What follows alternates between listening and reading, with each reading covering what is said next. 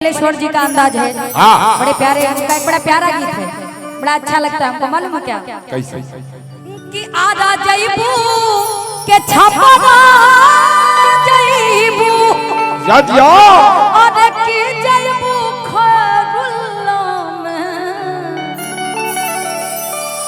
काहे चलबी और काहे चलबी के तरसैले को रखी बड़ा मजा रसगुल्ला में। जलेबी में उतना मजा नहीं, रसगुल्ला अच्छा लगता है ना। हाँ, मिष्टी कौन करिया का के उजर का यही लोगों से पूछे गावे दा तोरो मन नहीं के मानत ना। अब हम गा ले ना, तीन लोग के मन के पीछे लेके चल दिए, जितना मन करी बतिया लिया। अब हमको गाना दीजिए। लेकिन ये तो हम लोग का मधुबनी दरभंगा है ना, तो फिर आरा छपरा बड़ा दूर पड़ जाएगा। हमको लग रहा है 300 किलोमीटर पड़ जाएगा, तो हम लोग मधुबनी में रहते हैं। क्या दिक्कत है कि मधुबनी जईबू कि दरभंगा जईबू अरे की जईबू खरुल्ला में अरे काहे चलबी मिजाज में काहे जलेबी अरे काहे जलेबी के तरसैले गोरखी बड़ा मजा रसगुल्ला में।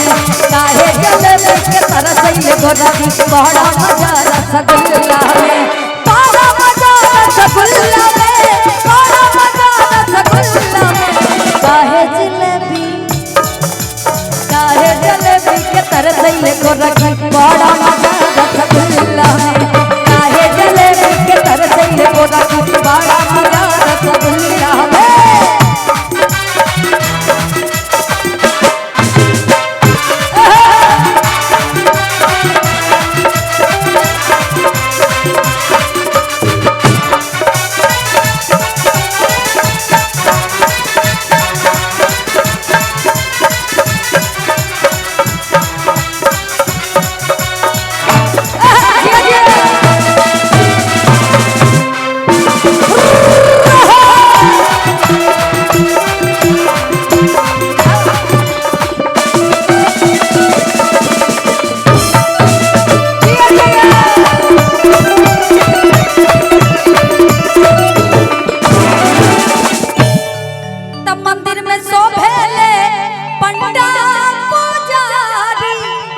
मंदिर में और शोभे के बाड़ी दुआरी में।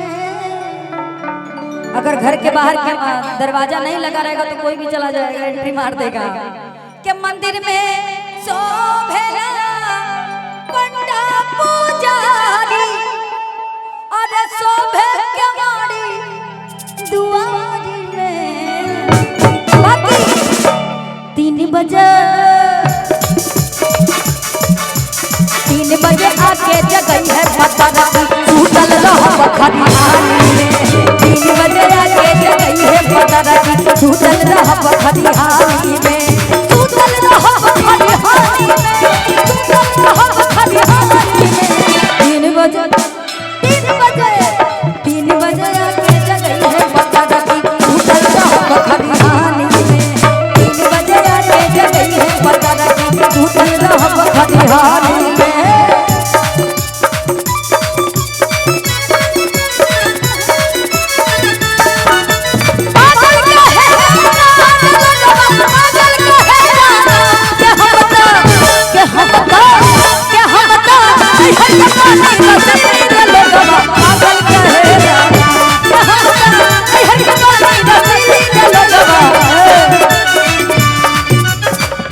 ये बात हम नहीं कर रहे थे, ये लोग क्या, इन लोगों को आप लोग क्या करेंगे अगर पागल प्यार में पागल है कि पागल कहे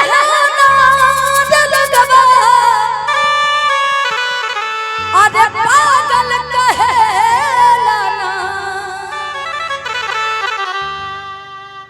के हमता और नहीं हट के बानी रसी रसभरी लागत है ना पक्का केकरा के लागत है। त तारा के ढेरे लगे तेरी बच्ची हमार नजर जब से तारे पे बा खा पी के मोटा जा तब ना निमन लागी पागल कहे ना पागल कहे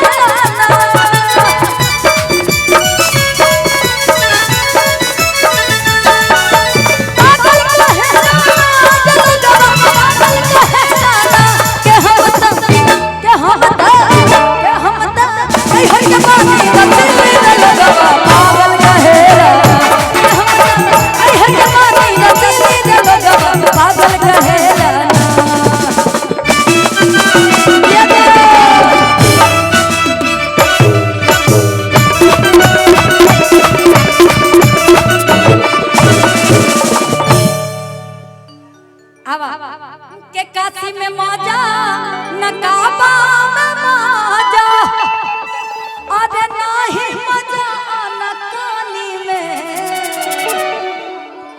केनियो मजा नहीं थे लेकिन मजा कहाँ बा कहाँ इनके में अरे बाप रे मतलब पढ़ाई कैले बड़ा लभेरिया का एकदम लंबा तंबा हाँ के काशी में मौजा नकाबा में मजा अरे नहीं मजा काली में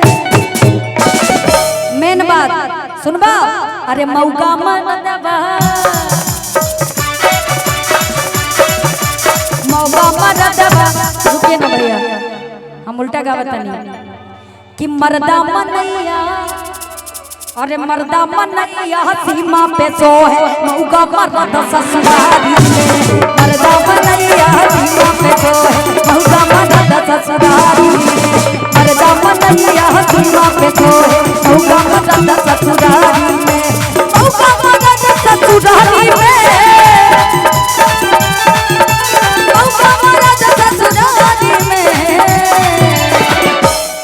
अरे मर्दा मनैया मनैया मतलब आदमी अरे मर्दा जवाना सीमा पे तो मर्दा जवाना भैया काहे एक्सप्रेस बनाता रहा हमरे संगे संगे चला ना का जइबा रात भर रहेगा हमरा संगे भगवाई सही अरे मर्दा मर्दबा मर्दा जवाना सीमा पे तो मौका मर्द ससुर मर्दा जवाना सीमा पे तो मौका मर्द ससुराली में काहे जले के तरसैले गोदक बड़ा मजा रसगुल्ला में काहे जले के तरसैले गोदक बड़ा मजा रसगुल्ला में 3 बजे के जगई है बंदर उतर रहा खरिहानी में 3 बजे के जगई है बंदर उतर रहा खरिहानी में 3 बजे के जगई है बंदर उतर रहा। लेकिन एक गाना हम सोच रहे हैं आप लोगों के लिए भी कुछ सुना